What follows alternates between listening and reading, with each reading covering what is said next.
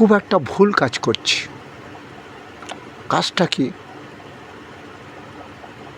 আমরা পড়িছি, ইয়া দেবী সর্বভূতেষু মাতৃরূপেণ সংস্থিতা, ওং নমস্তস্যৈ নমস্তস্যৈ নমো নমঃ। যে দেবী মহামায়া সমস্ত নারী জাতির মধ্যে রয়েছেন মাতৃরূপে। আমার মা দুর্গা পূজার সময় ওই জন্যই কী হয়, মা দুর্গার সন্তান, তাই তো নারী জাতি, তাই তো তাদের মাটি মানে জানো, তারা যে জায়গাটা বাস করে সেই জায়গাটা পবিত্র, সেই তারা মহামায়ার অংশ, সেখানকার মাটি ছাড়া মায়ের পুজো হয় না। এটা বেদে লেখা আছে নিশ্চয়ই, যজুর্বেদ পাঠ হয়তো। তা তাদের সম্মান আমরা দিতে চাইছি না। এই এনআরসি শুনছি, কত কিছু শুনছি, রোহিঙ্গা টিরোহিঙ্গা বাংলাদেশ থেকে তাদের সব ভোটার লিস্টে নাম ওঠেনি নাকি, সেসব কথা। তার থেকে সবথেকে কষ্ট আজকে ভারতে এই সকল মায়েরা, বেশ্যা বলি আমরা গালাগাল দিই, কিন্তু বেশভূষা মানে যে সকল নারীরা পরপুরুষের মন জোগাবার জন্য পোশাক আশাক বারবার পরিবর্তন করে। হরে কৃষ্ণ, যাক, তাদের বেশ্যা বলি। কিন্তু আজ তারা কি করছে জানো? ভাদ্র মাসের কুকুরগুলো দেখেছো তাদের কি দশা হয়? আর একটা কুকুরকে তাই তার সঙ্গী পাবার জন্য কামড়ে খিঁচে, হয়তো মারাও গেল, কত কুকুর মারা যায় দেখেছি কামড়ি করে। আজকে এরকম তো পুরুষ অনেক আছে যাদের মা বোন জ্ঞান নেই, দেখছি ধর্ষণ হচ্ছে, এই যে ধর্ষণ দেখতে পাই। তাহলে এই পুরুষগুলোকে আজকে কারা তাদেরকে কি করছে? তাদেরকে পুরুষগুলোকে সুখী করার জন্য কি করছে? তাদের দেহ বিক্রি করছে। তোমরা বলো তো, ওই দেহ ও যদি না দিত, তাহলে যে সকল সতী নারী মায়েরা আছে, বোনেরা আছে, তাদের কিন্তু ইজ্জত থাকতো না। আজকে আমাদের সরকার দেখতে পাই কতগুনি ধর্ষণ হলো, কতগুনি ধর্ষণ করলো। যেমন দাপরের দুঃশাসন, দ্রৌপদীকে ধর্ষণও করেছিল, কাপড়টা কেড়ে নিতে চেয়েছিল, এরা কাপড় কেড়ে নিয়ে ধর্ষণ করছে, মার্ডার করে দিচ্ছে, মেরে দিচ্ছে, ও যাতে সাক্ষী না দিতে পারে।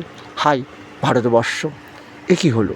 আজকে যারা সমাজে, আমার গীতাতে অর্জুনকে বলেছে পরিচার্যাত্মকং কর্ম শূদ্র স্বভাবজ, শূদ্র মানে নিচু জাতি, মুচি ম্যাথর, নিচু কাজ করে, তাই তারা নিচু জাতি। আজকে কি এরাও কি সেই নয়? এরা যেই সেবামূলক কর্ম করছে, তো কী গো শুনতে পেয়েছো? যা আমাদের সতী নারী যারা আছে, মায়েরা আছে, তাদেরকে রক্ষা করছে, প্রোটেকশান, অর্থাৎ তাদেরকে রক্ষা করছে এরাই তো। কিছু বুঝতে পেরেছ? আজকে তাদেরকে নাগরিক অধিকার দেওয়া হয় না। আজকে বাবা মা মরে গেলে দেখি আগে ছেলে পিণ্ডদানের অধিকারী ছিল, কিন্তু এখন মেয়েরাও তো সেই পিণ্ডদান করছে। সমাজে তাদের যে বেদে আছে, তো কি বেদ ওটা? যজুর্বেদে আছে দেবদেবীর পূজা, তাহলে সেই যজুর্বেদে তো লেখা আছে মহামায়ার অংশ এরা। তাদের সমাজে স্থান দেওয়া হোক, তাদের নাগরিক অধিকার দেওয়া হোক, তাদের সন্তানাদিকে স্কুলে কলেজে পড়ার সুযোগ দেওয়া হোক। নিশ্চয়ই তারা আজকে এই দেহ ব্যবসা করবে না। এটা কি সরকার কোনোদিন চিন্তা করছে? হ্যাঁ, আজকে আমরা দেখতে পাই এই ভোট নিয়ে কত কিছু, আর এরা নীরবে কেঁদে যাচ্ছে। এদেরও তো ভোটের অধিকার নেই, নাগরিক নয় এরা। নিশ্চয়ই কোনো পুরুষ যদি তাদের মেরেও ফেলে, তারা কিন্তু বিচারও পায় না, নাগরিক অধিকার নেই, থানায়ও যেতে পারবে না। হরে কৃষ্ণ, এর কি পরিবর্তন হবে না? আজকে বাইরের রাষ্ট্রে দেখি ফ্রি সেক্স, এসব জিনিস নেই, কিন্তু আমাদের ভারতবর্ষ এ কী করা হচ্ছে? এদের পর অন্যায় অত্যাচার করা হচ্ছে। এদের কি সমাজে সরকার স্থান দিতে পারে না? এদের সন্তানগুলিকে এরা তো স্কুলে পড়াতে পারে, তাহলে তো তাদের আর জেনারেশান ওই দেহ ব্যবসা করতে হয় না। শুনেছি আমরা নটি বিনোদিনী আজকে তার মা দেহ ব্যবসা করত, কিন্তু ঠাকুর রামকৃষ্ণ সমাজে তাকে তুলে ধরলেন, সেই নটি বিনোদিনীকে সমাজে প্রতিষ্ঠা করলেন আমার ইষ্ট দেবতা ঠাকুর রামকৃষ্ণ, তাহলে কি আমরাও কি পারবো না এদের সমাজে সুপ্রতিষ্ঠিত করতে? এদের শিক্ষা দিতে হবে, এদের মা লক্ষ্মী ভাণ্ডার দিতে হবে, সেদিকে তো দিদি চিন্তা করে না। এরা কারা? মাগো, তুমিও তো মুখ্যমন্ত্রী, তুমিও তো সেই নারী, এরাও নারী, এদের সম্মান তোমরা কেন দেবে না? হ্যাঁ, ওদের লক্ষ্মী ভাণ্ডার দাও, ওদের সন্তানদের তোমরা যেভাবে স্কুলে পড়ার সুযোগ করে দাও, হ্যাঁ, সেই বিয়ে দেওয়ার জন্য টাকা পয়সা তোমরা যেমন দিচ্ছ এদেরকে, তো এদের কি দেবার ব্যবস্থা করলে ওরা সমাজে মাথা উঁচু করে দাঁড়াতে পারতো তো? আজকে ওরা মা দুর্গার পুজো করার সময় এদেরকে সম্মান দেওয়া হচ্ছে, তার মাটি ছাড়া মা দুর্গার পুজো হবে না, তাই তো? কেন আমরা এটা কি বুঝতে পারি না যে কি আসলে কি বলতে চেয়েছে বেদ? এদের সম্মান দাও। ইয়া দেবী সর্বভূতেষু মাতৃরূপেণ সংস্থিতা ওং নমস্তস্যৈ নমস্তস্যৈ নমো নমঃ। যে দেবী মহামায়া সমস্ত নারী জাতির মধ্যে রয়েছেন, তাহলে এরা কি মা দুর্গার নয়? এদেরকে সমাজে প্রতিষ্ঠিত করা উচিত, এটা বাধ্যতামূলক করা উচিত। ওদিকে মোদী সরকারও কোনো দিন বলে না, এদিকে দিদিও বলে না। হরে কৃষ্ণ। আজকে আমি তো এটাই মনে করি যে এদের সম্মান দেওয়া হোক, ওদের ছেলে মেয়েকে স্কুলে শিক্ষা দেওয়া হোক। মায়ের পরিচয় ওরা স্কুলে পড়বে, বাবার পরিচয়ে যেমন স্কুলে পড়ে সন্তান, তাই তো স্কুলে ভর্তি করতে গেলে বাবার পরিচয় লাগে। কেন এরা মায়ের পরিচয়ে কি স্কুলে পড়তে পারবে না? এদেরকে সমাজে প্রতিষ্ঠিত করা যাবে না? কেন আমরা এগিয়ে আসছি না? কত বড় সরকার ভুল করছে, তোমরা কি জানো?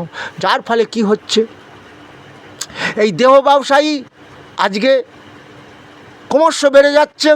আজকে যদি এদের জেনারেশানকে সন্তানাদিকে আমরা স্কুলে পড়াতে পারি, এদেরকে চাকরি দিতে পারি, হ্যাঁ, এখন পশ্চিমবাংলার বুকে চাকরি হবে তাদের। কেন? আমি গোরাচাঁদ গোস্বামী বলছি, আমার বাড়ি দেপাড়া নোটনি, উত্তর চব্বিশ পরগনা অশোকনগর থানা।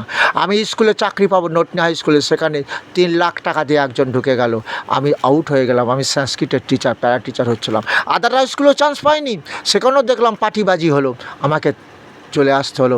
কিন্তু আজ আমি জানি, আজ এটাই দেখতে পেলাম, যার বাবার টাকা আছে সে চাকরি পাবে। যাই হোক, সেসব কথা ছেড়ে দাও। কিন্তু কিছু তো এখন এদেরকে উচ্চশিক্ষিত করতে পারলে এদের মধ্যেও ডাক্তার হতো, এদের মধ্যেও স্কুল মাস্টার হতো না, এদের মধ্যেও হয়তো একদিন কোনো মুখ্যমন্ত্রী হতো। হ্যাঁ, যেমন আমি শুনেছিলাম যে আমাদের যে রাষ্ট্রপতি নিচু কাস্ট, হ্যাঁ, শুনেছিলাম উনি স্কুলে যখন পড়তেন হায়ার কাস্টের মেয়েরা তার পাশে বসতো না, শুনেছি। কিন্তু হয়তো তিনি তো আজ দেখেছো, হ্যাঁ, তাহলে এদের কি এইভাবে সমাজে প্রতিষ্ঠা করার কোনো সরকার পরিকল্পনা করবে না? আমরা এক হব না? সরকারকে বলবো না যে এদের প্রতিষ্ঠা করো? নিশ্চয়ই আন্দোলন করলে সরকার করবে তো। হ্যাঁ, যেমন B.R. আম্বেদকর তিনি কি করলেন আন্দোলন?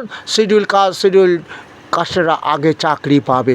গৌরাঙ্গ মহাবাবু করেছে, প্রতিষ্ঠা করে দিয়েছে, নিচু জাতি নয় কৃষ্ণ ভজনের অযোগ্য, সৎকুল বিপ্র নয় ভজনের যোগ্য, যেই ভজে সেই বড় হীনক্ত ছাড়, কৃষ্ণ ভজনে নাহি জাতি কোলাদে বিচার।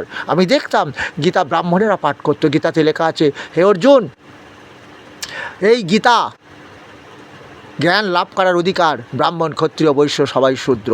কিন্তু আমাদের গীতাকে চেপে রাখা হয়েছিল, পণ্ডিত সমাজ গীতাকে চেপে রেখেছিল। কিন্তু যে গীতাটা যে আসল কি জিনিস সেটা কাউকে তুলে ধরেনি। আমাদের আব্দুল কালাম উনি বলেছেন, রাষ্ট্রপতি, যে আমি মুসলমান বলছি, আদর্শ দেহ তৈরি করো, গীতা পড়ো। কিন্তু এই গীতা আমরা পড়ি না, আমরা জ্ঞান লাভ করি না। তাহলে সেই গীতায় যদি পড়তাম তাহলে ভারতবর্ষ আজকে উন্নতির শিখরে যেত। আমাদের অর্থনৈতিক অবস্থাটা কেমন? আমরা একটা বাচ্চা জন্মাচ্ছে 1 লাখ টাকা ঋণ নিয়ে, শুনতে পেয়েছো? পাইয়ে দেওয়া সরকার এখন।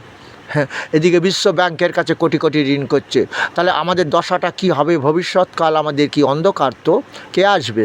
অটল বিহারী বাজপেয়ী আবার আসবে, ওই যে 40 কেজি সোনা ফিরিয়ে এনে ভারতকে ঋণমুক্ত করবে। আরও কত কোটি যে সোনা বন্ধক আছে কে জানে, সেসব দিকে তো কারোর চিন্তাও নেই। হরে কৃষ্ণ। তাহলে আমরা কি পারবো না? হ্যাঁ, তাদেরকে প্রতিষ্ঠা করব, তাদেরকে আমরা টেনে নিয়ে আসবো বৈষ্ণব সম্প্রদায়, তাদেরকে হরিনাম বলবো করব। তাদের ওই যে আমার বাড়ির দেপাড়া নৈহাটিতে শুনেছি ওসব আছে, গেছি, সেখানেও আমি গেছি। ওরা সুন্দর সহকারে মা কালীর পুজো করে, আমি তাদের মধ্যে ঢুকেছি, আমি তাদের সঙ্গে মিশতে চাই, কারণ আমরা ভারত মাতার সন্তান, আমাদের পরিচয় একটা, সবার উপরে মানুষ সত্য। তাহলে সেই মানুষগুলোকে আমরা কি এগিয়ে আসতে পারবো না? তাদের সমাজে প্রতিষ্ঠা করতে পারবো না? মায়ের পরিচয় তাদের স্কুলে ভর্তি করো, এটাই বলবো মমতা দিদিকে, পশ্চিমবাংলার কথা। আর মোদিজিকেও বলবো, মায়ের পরিচয় এই স্কুলে তাদের স্থান দাও, নাগরিক অধিকার দাও মায়ের পরিচয়ে, বাবার পরিচয় লাগবে না। আমরা এক জায়গায় তো গণ্ডগোল করে ফেলেছি, কি পুরুষতান্ত্রিক সমাজ, দেখেছ কি সুন্দর করে আমার যুধিষ্ঠির মহাশয় দ্রৌপদীকে পণ স্বরূপ, টাকা পয়সা স্বরূপ বলে পণ রেখে দিল। হ্যাঁ, আর সেই দ্রৌপদীকে কীভাবে আজকে হেনস্থ করলো দুঃশাসন। এখনও তো সেই নারী জাতি হেনস্থ হচ্ছে। আজকে তারা কি ইচ্ছা করে দেহ ব্যবসায় এসেছে? খাবে কি? এদিকে আমরা বলছি নারী জাতি যারা লক্ষ্মী ভাণ্ডার পাবে ১,৫০০ টাকা, কত আনন্দ করে দিদি বলছেন ওরা ভোট দেবে, দিদিকে জিতে দেবে। আবার মোদিজি বলেছে ৩,০০০ করে পাইয়ে দেবে। কিন্তু এদের কথা তো এরা খাবে কি করে বলো তো? এরা খাবে কি করে? পেট চালাবে কি করে? আজকে জেনারেশান এদের এই দেহ ব্যবসা করছে। হরে কৃষ্ণ, আমরা কি আসতে পারবো না? এরাও কি কৃষ্ণের সন্তান নয়? ওই যে অর্জুনকে বলেছিল, পিতাহ হমস্য জগত মাতা ধাতা পিতামহ বেদং পবিত্রং ওঙ্কারিক সমযোজিরবচ। আমি জগৎবাসীর পিতা, আমি জগৎবাসীর মাতা, বিধাতা পবিত্র ওঙ্কার ঋক্সাম যজুর্বেদ। এরা কি কৃষ্ণের সন্তান নয়? হ্যাঁ, তাহলে কি এরা সেই আমাদের আছে দেবরাজ ইন্দ্র অপ্সরা মেনকাকে পাঠিয়ে দিল বিশ্বামিত্র মুনির ধ্যান ভঙ্গ করে দিতে। কারণ দেবরাজ ইন্দ্রের ভয় হলো আজকে বিশ্বামিত্র মুনি যেভাবে ধ্যানে মগ্ন আছে, হয়তো আমার স্বর্গরাজ্য দখল করে নেবে। দেখেছো, তাহলে কি সেও অপ্সরাদের এরকম সংসার করতে দেওয়া হয় না। এইভাবে দেবতারাদের কাছে গিয়ে তারা নাচ গান করে, হয়তো তারা কি করে, তারাও কি দেহ ব্যবসায়ী নয়? তাদেরও কি দেহ ব্যবসায়ী নয়? এই দেহের জন্যই তো দেবরাজ ইন্দ্র তাদের সুখ শান্তি দিচ্ছে, খাওয়া পড়া দিচ্ছে। হ্যাঁ কি বলো সত্য কথা তো। তাহলে দেবতারাও এইভাবে পাপ করে। হ্যাঁ, এদের সমাজে প্রতিষ্ঠিত দেয় না কেন জানো না? আজকে বিশ্বামিত্র মুনির মা মেনকা, আমি মা বলি কারণ মা দুর্গার অংশ ওরা, আমি মা বলি, তাই তো আমি চণ্ডীপাঠ করি, তো মা বলি। তাহলে এই মায়েদের সমাজে প্রতিষ্ঠিত দেয়নি দেবতারাও। মেনকা যখন কি বলো, ওই যে বিশ্বামিত্রমণি ধ্যান ভঙ্গ করে দিল ঘুঙুরের শব্দে, হ্যাঁ, মা বিশ্বামিত্রমণি হ্যাঁ সমস্ত কিছু তপস্যা ত্যাগ করে আমার মেনকাকে নিয়ে সংসার পাতল। সব মেয়েও একটা হলো, শকুন্তলা নাম জানো কেন শকুন্তলা হলো? যখন মেনকাকে বলছে দেবরাজ ইন্দ্র, তোরা অপ্সরা দেবতাদের নাচ গান করবি, দেহ দেখিয়ে তোদের জীবন কাটাতে হবে, তোরা সংসার করবার জন্য নয়, ছেলে মেয়ে পালন করবার জন্য নয়, তোরা স্বামী সংসার তোদের হবে না। গণ্ডগোল কোথায় হয়ে গেল দেখেছো?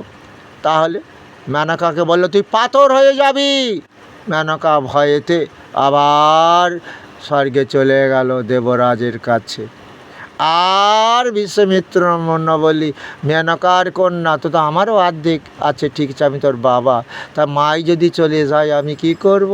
আবার ধ্যানে মগ্ন হলেন, পলে রইল মেয়েটা।